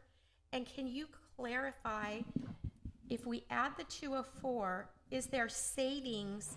Is there a savings by putting this person there? Are we saving money that we're currently spending in some of our other areas? I mean, is there a It'll be savings also? An offset and a savings, because right now we're paying almost that for 16 hours. We're increasing the hours and the work product that we get, and we need to remember too that it's 30% is the general fund on that position. So it's not 100% funded in the general fund. And the value to the city, I believe, would be. So you think that if we fund this 204, and I get general fund, that we're gonna save close to that from what we're paying and from where we're outsourcing that? We may not be able to save it, but it'll be a wash because we're getting a bigger work product or more work product from, instead of 16 hours, we're getting 40 plus hours. And so we get more value for that Okay. dollar. So we're Thank you. spending, so we're spending $100 for 16 hours, or we're spending $100 for 40 hours? So we're spending the same amount of money, but we're getting more bang for our buck, is that what I'm understanding? Correct. And it would, yes, because it Okay. would reduce the. So we're the not contract really that we have. having a $200,000 direct impact because it's gonna go like this? Okay? Okay. I feel better about that, just clarifying it in my own mind. John, do you feel better about that too? Yeah, much better. I feel much better. You're over there looking like, yeah, okay. I got it. Okay. Now, when you were saying the one part-time for 6 hours, I still recommend the 2 part-times, maybe 4 hours each. This way, if you offset it, that's an 8-hour shift or 8 hours worth of help that she's getting that she's not getting now. I think we were going to have Director Jacobs Hunter come back with numbers on that For- we can for do a the- for the- future amendment on that. Of course, being Okay. a temporary part-time. So Okay. Yeah. versus 2 Yeah. part-time. Though we have actual numbers instead But of. to try to get someone as quickly as possible over there to get some help going as quickly as possible, so. Were you Johnny- gonna make an amendment, Cindy? No, I'm just gonna, yeah,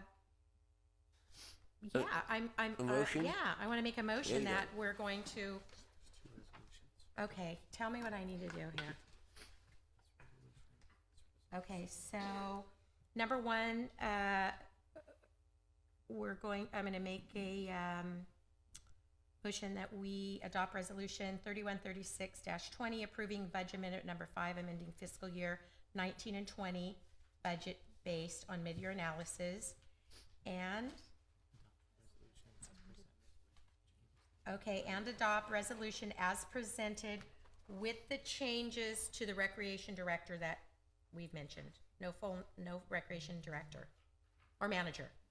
We're gonna add part-time position there instead.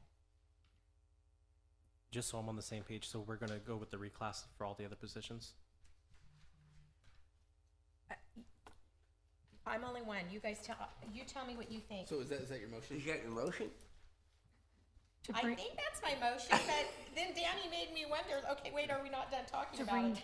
To bring back the Recreation. recreation, manager, or not position, manager, the not- positions at the next council meeting, February 24th, Well, or for future discussion, discussion. but I think Okay. that for now, we can, I mean, how hard is it gonna be to find someone part-time over there? Do we not have any? So is that Right. If you want to, you can take the money, instead of funding the position, you can take that money for the temporary help. That way, it's there, you don't have to come back to ask for more money or less money, and we don't have to spend it all, which I think that's more than enough for the 6 hours for the rest of the year, for straight set wages and taxes. And then you can come back, we can come back for the budget prep and talk about how that's working. I don't and- think we want to approve $10,000. That's more than enough. Based on my calculations, you probably only need probably no more than 7. And that's just wages, 6 hours a day, and taxes. Probably more. Kelly, can you? You're looking at the manager's cost of 10,000. She's Yeah, I was saying just- if you hire somebody, So you're telling me 2 part-time employees are gonna cost as much as 1 full-time manager? No, just we have 1 month for the manager in there at 9,000, Because of the which is recruitment? more than enough than what you would need for a temporary for the rest of the year. Of a So 5 it'd be 5 months instead of 1 month. Yes, Yeah. exactly. Wow, that's a lot. Whatever, So- what do you guys think? you have a motion on the floor at the moment? Okay, for now, I'm gonna retract my motion because I think we're still chit-chatting. Can I do that? Okay, I'm pulling it back off the table like my chips are coming back. I think, Danny's got his calculator going. No? I'm just taking notes, so Okay. I understand where we're going now. Okay.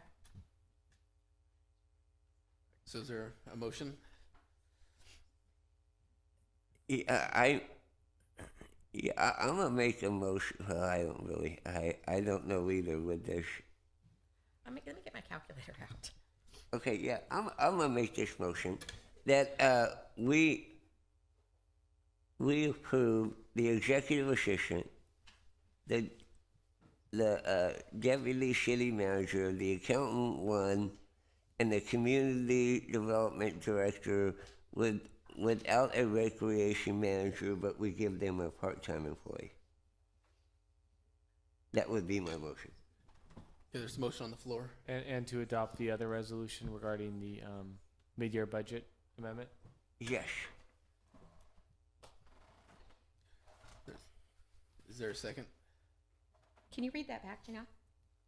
I had my calculator So there's a out. motion to adopt the resolution number 3136-20, approving budget amendment number 5, amending fiscal year 2019-20 budget based on mid-year analysis, and to adopt resolution 3137 with the accountant 1, executive assistant, community development director, deputy city manager, without the recreation manager, but with a part-time position. One part-time position. Yes.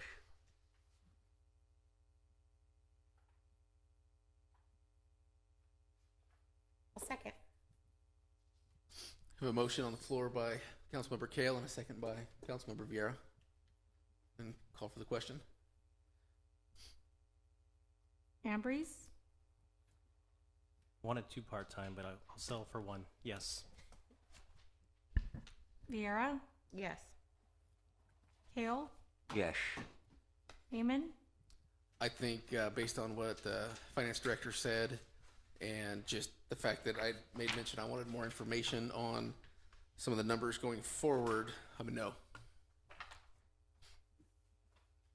Motion passes.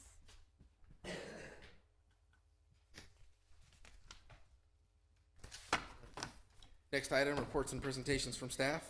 Adopting a resolution authorizing the submittal of a grant application to the San Joaquin Valley Air Pollution Control District for a public benefit grant program. Police Chief Salvador. Good morning, ladies and gentlemen, members of the council. Mike Salvador, your police chief. We're a year into this, and I'm back with the same item I started my career here with you guys for. We're back in front of you to ask for the ability to apply for another San Joaquin Valley Air Pollution Control District grant, public benefit grant for the purchase of vehicles. This grant is a yearly grant allocation to cities within the air district. It allows each city to obtain up to $100,000 per calendar year to purchase alternative fuel vehicles. This last grant period, we purchased 5 Ford Fusion plug-in hybrid vehicles that are deployed in the police department, code enforcement, public works, and the admin here. We're looking to do the same thing again with a different vehicle mix. For the first time, the Air District is allowing hybrid police cars to also be applied for as far as a authorized vehicle. The Ford Police Interceptor Utilities new hybrid version for 2020 is an accepted vehicle on this program. That is one of the vehicles that we will apply for. We'll be able to get $20,000 back on that vehicle. That vehicle costs approximately $40,000. We'll get about $20,000 of it back. We're looking at 2 additional Ford Fusion hybrids. The 5 that we have are doing yeoman's work. They're really good vehicles. We're looking to get 2 more of those in the public works arena. The recreation department is looking at a light-duty electric vehicle to pull its park maintenance vehicles with. Yeah, drag fields. These vehicles, if I can keep the bid price under $20,000, is a free vehicle. So we're looking at 4 vehicles. This is part 1 of a multi-step process You give us the ability to apply for the grant. We will make the application. On the 24th of February, I'll come back to you with a request for a bid call on the 2 fusions. The reason why I need the bid call on the 2 fusions is the grant requires a authorized quote before they'll issue a contract to us. So I'll come back on the 24th, ask for a bid call there. Once we get the bids, lowest responsible bid, I'll submit for contract, and that process goes on for there. I expect we've had really good fortune. We have a lot of friends on the air board, one of them being Supervisor Pereira, that's helped kind of grease the wheels for us in the last project. I will use those resources again, and I hope to have bid awards and grant documents back probably early 4th quarter of this current fiscal year. I'll take any questions if you have them. Oh, staff recommends approval. I'll open this up to a public comment. Does anyone from the public wish to speak on this item? Seeing none, we'll close public comment.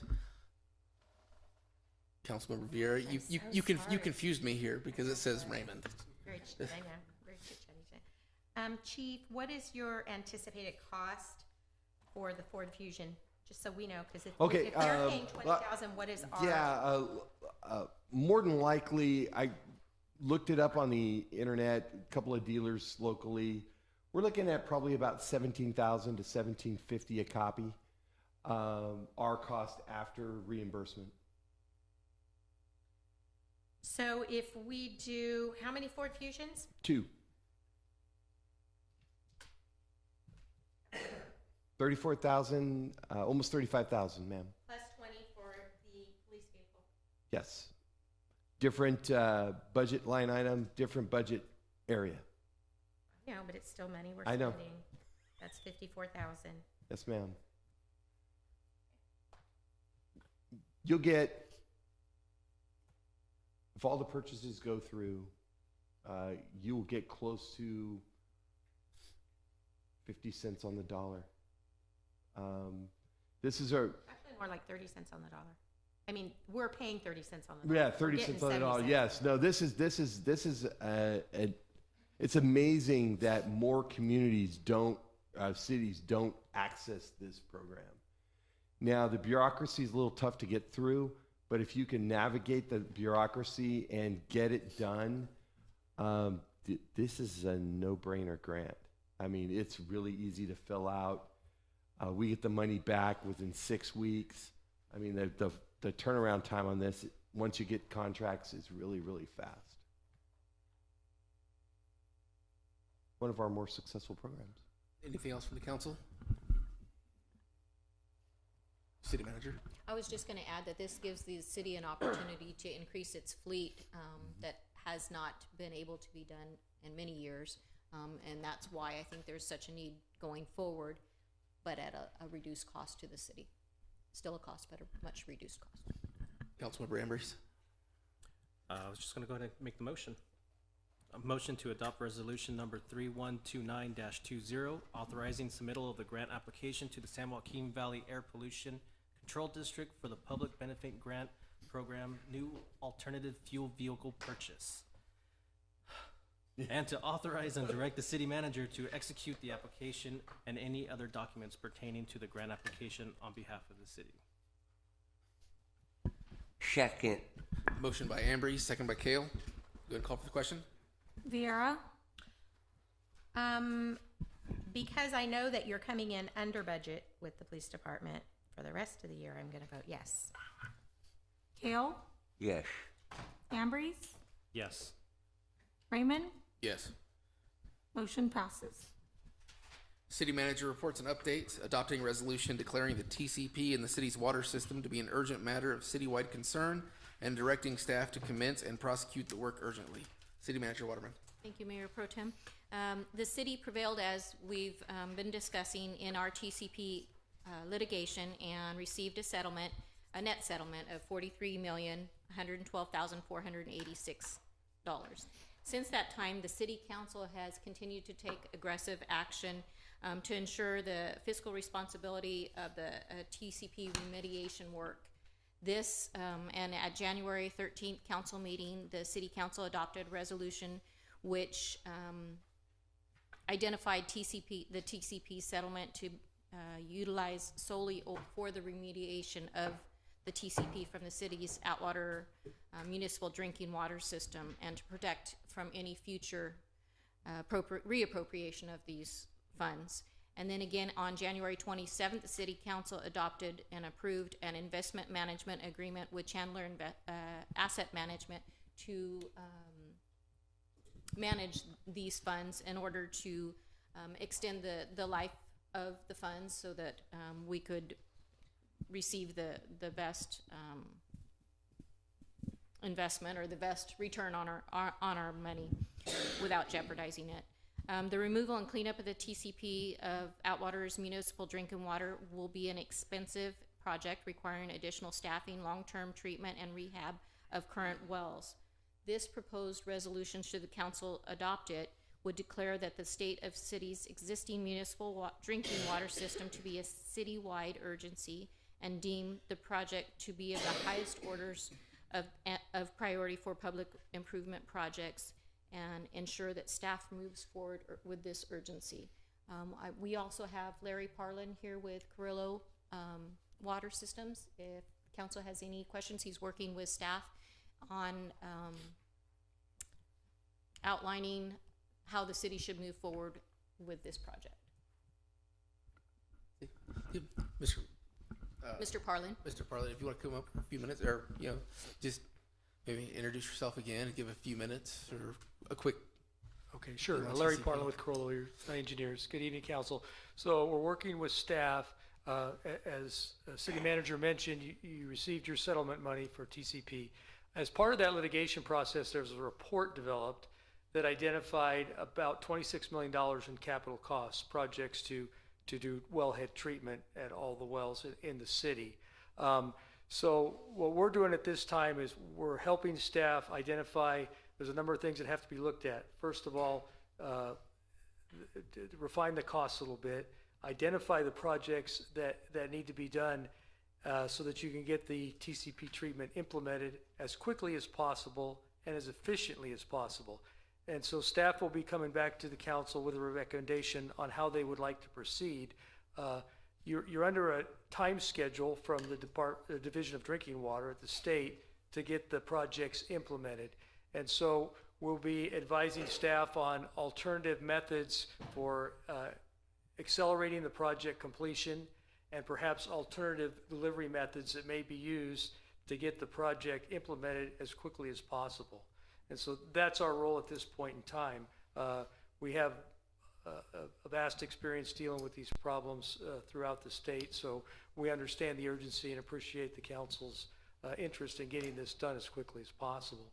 So if you have any questions, I can answer for you right now, that'd be fine. No questions?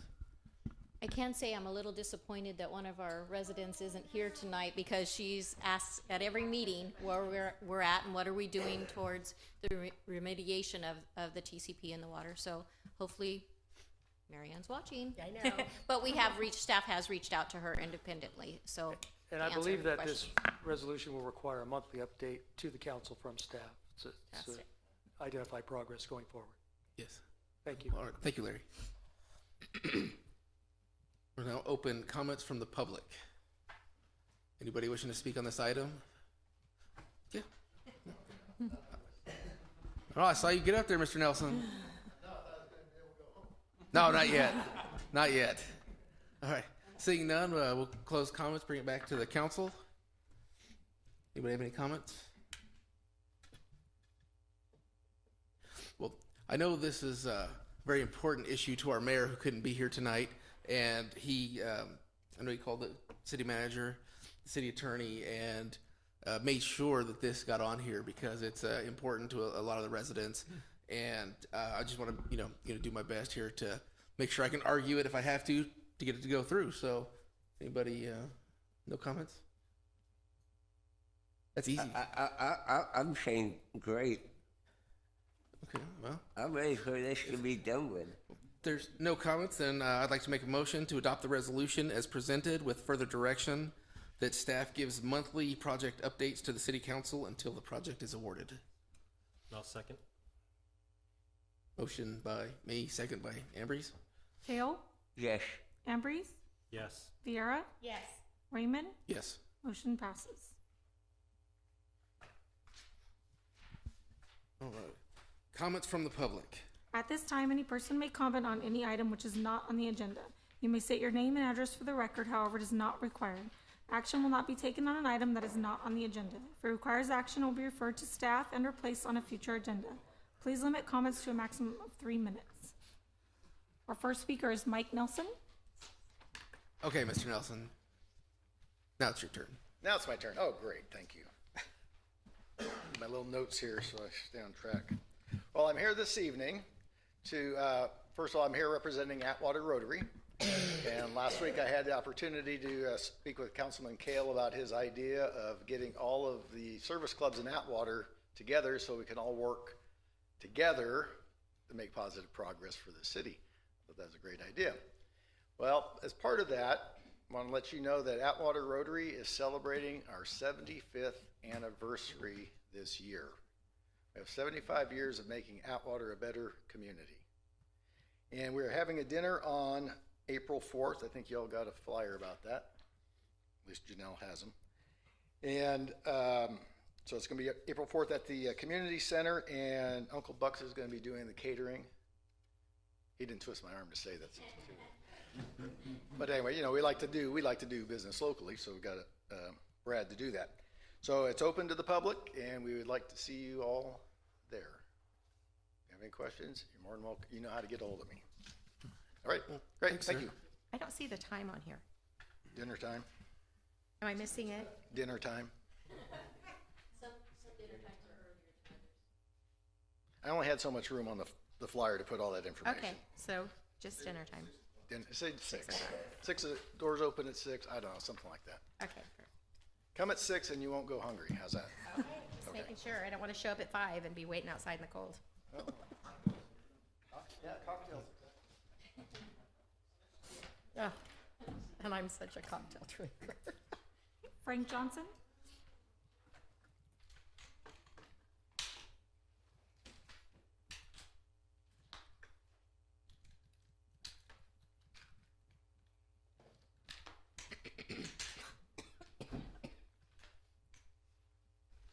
Good evening, Mayor, Council. Frank Johnson, Modesto, President of the NAAAP. I have a few questions for the city manager. I think they're simple questions, but she hasn't answered in response to my email, so I decided to attend again here and ask publicly. In regards to the city finances, now, how do you plan on paying the per retirement debt long term? Isn't it just increasing, and will it become unsustainable unless the layoffs and privatized art the works had a plan are implemented? Now almost 2 years have passed and you failed to refuse to implement art the works to deal with this impending retirement expense catastrophe. Is it in fact too late to do anything about it? And your change to hold us hostage until the end of the meeting was great. Thank you. Thank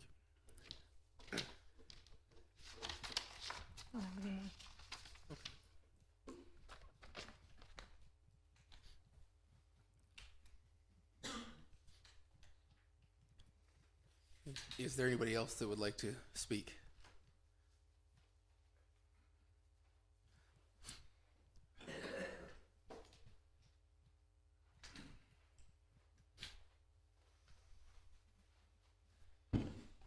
Good evening, council members. Brad Kessler, 288 Business Parkway. Just want to say that I was happy to see a cleanup being done this past week. There was a lot of efforts brought into it on a lot of different levels, especially the police department, the city, maintenance. Everybody came together. There was an overwhelming amount of city employees out there doing one heck of a job, and I just want to give them a pat on the back because there's a lot of equipment out there and it wasn't sitting around being wasted. The guys were out there busting tail and getting it done, and I was there as well. So I just want to let everybody know that they did one heck of a job. And one thing I personally was unhappy with was the fact that there was roll-off containers supposed to be cycled out a little faster from, I would assume it's Republic, that the city has a contract with. Maybe in the future, hopefully actually we don't have to do this again, but should we have to do this again, maybe we can see if there's other options, since from what I could tell, Republic wasn't doing their fair share and returning them fast enough. Other than that, I think it was a success. It's finally nice to see it clean over there a little bit. I wish we could have went a little further north. Unfortunately, that has nothing to do with us as a city anymore. But anyway, just want to let you know, happy to see it cleaned up. Thank you. Any other comments from the public? Seeing none, we'll bring it back to the dais. City Council matters. Councilwoman Vieira, you've been awfully feisty tonight. I know, I wanted to go last. I think I said everything that I had to say. I went out there a couple times. I agree with Mr. Kessler. It looks so much better. And I'm hoping that we can keep them off of our city. I was absolutely amazed and also disgusted with the amount of trash that approximately 20 people left after they trespassed on the property. And I'm wondering, does anybody have a count of how many tons of garbage that those 20 people left to be hauled away? Okay, how many roll-off containers?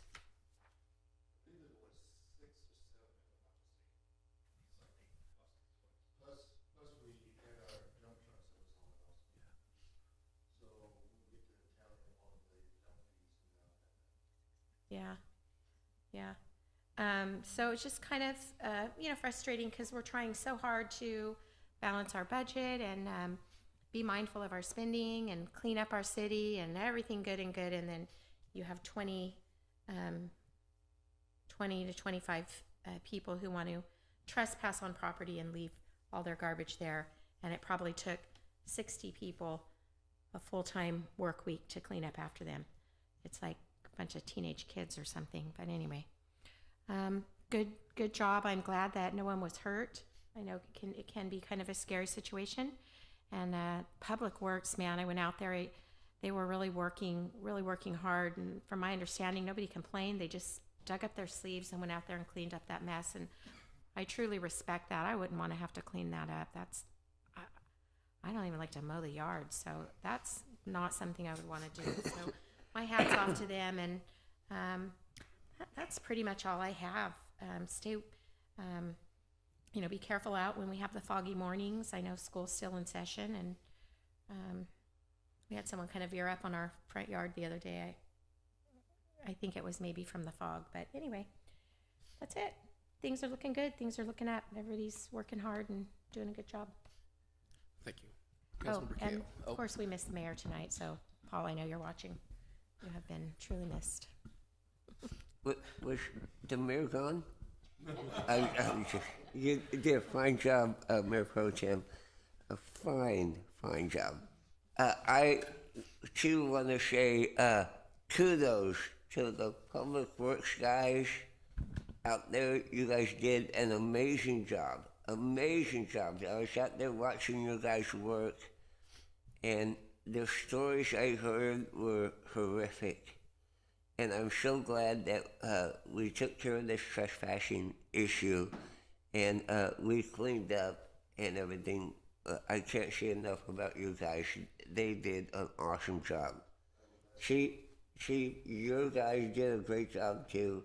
It was so nice to go out there on Wednesday and see a full force of guys out there and so eliminating any problems that could have been occurring. So great job on both deals. And I want to say happy Valentine's Day to everybody coming up Friday. Make sure you go out and get flowers for your loved ones. I know I did. A special Valentine's Day goes out to Atwater resident Bill Wright, who's a Major Bill Wright, a veteran, who's 104 years old. And if you go down to the TLC Postal Center, there's a card you can sign. Happy Valentine's Day to Major Wright. Go down on 5 Corners and see Chris and sign that card off. Any man who lives to be 104 and is a veteran, he deserves to have your signature on the thing. And Chris at TLC, he's a veteran, so he takes good care of those veterans out there. So that's all I have. Good job, Mayor. Brian. Councilmember Ambrose. Well, I'd like to thank the folks that came up here and honestly told us what you guys believed you guys needed in your departments and how you guys have been, or the situation you guys have been working with. So thank you three for coming up here and talking. I love that we have new lights on Winton Way at the Olive intersection there. They're not functional yet from what I saw, but they're up. That's definitely, we're definitely moving in the right direction there.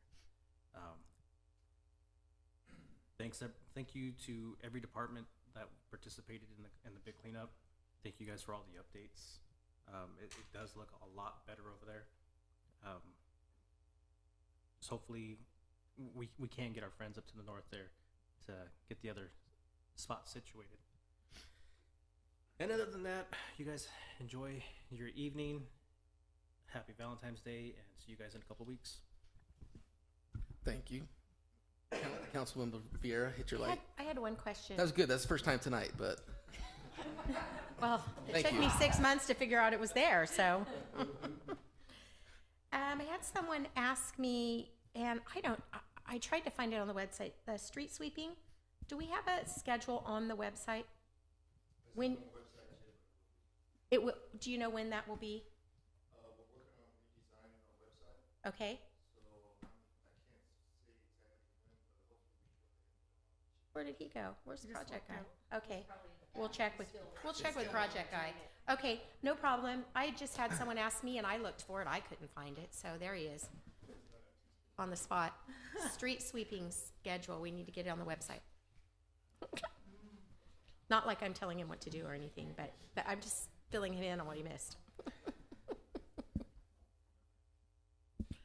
That's all. Okay. Well, earlier today, Assemblymember Adam Gray and his staff reached out. He is introducing some legislation, wants us to do a letter of support. The legislation is to repeal the automatic ticket tax. And part of the press release says, during a time of fiscal uncertainty nearly 2 decades ago, the state imposed a 20% tax on traffic tickets and devoted the funding to prop up the general fund. At the time, the state promised it was temporary, but as per usual, they made it permanent. So the Assembly member has authored a piece of legislation, and they would like us to consider a letter of support. So if we could put that on the next agenda, it'd be appreciated. And it's the ticket tax. So if you get a ticket, you get automatic 20% tax. That's really all I have for city business tonight. Mayor Creighton, get better. Hopefully you'll be here in 2 weeks. It's a tough job, especially when you're not feeling well. But I just want to touch real quick. In my profession, outside of here, there's people that have left a legacy on things. And one of those people in the real estate community passed away yesterday morning, and unfortunately there wasn't enough time to try to adjourn the meeting in his memory, but it was Mike Salvadori. He's been a staple in the community for a long time, done tremendous amounts of civic work for Merced County, and touched a lot of people's lives with his generosity. Suffered a lot of tragedy in his life, lost his wife and both kids, and he's now finally at rest with them again. And Mike, will miss you and appreciate everything you did. So, with that, I have nothing else. Meeting's adjourned.